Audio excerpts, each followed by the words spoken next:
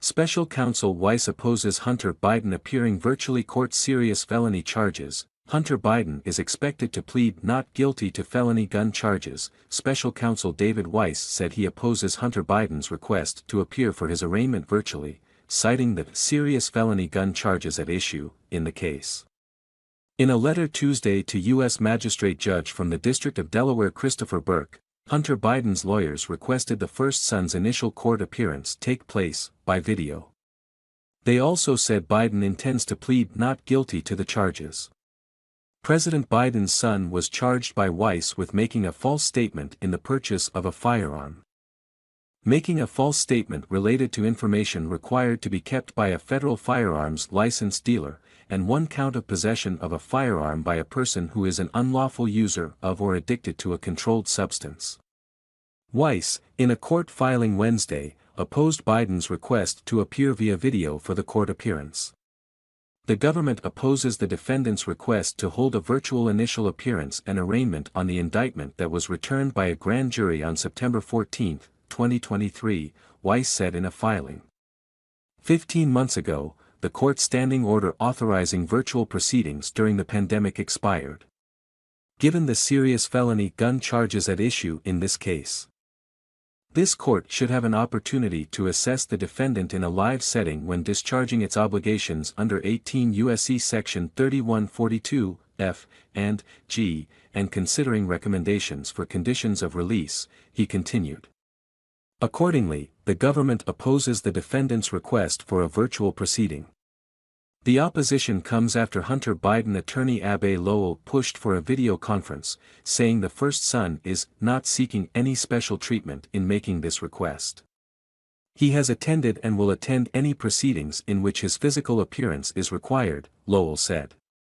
Lowell said that since Hunter's first court appearance in July, when an initial plea deal collapsed and he was forced to plead not guilty to 2 misdemeanor tax charges, the president's son has scrupulously complied with his conditions since returning home to California, D.E. 15, and it is his expectation that those conditions will remain in place until the court orders otherwise.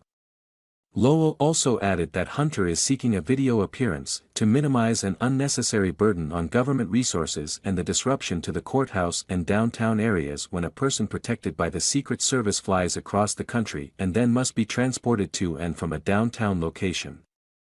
The federal gun charges are the first Weiss has brought against Hunter since being granted special counsel status.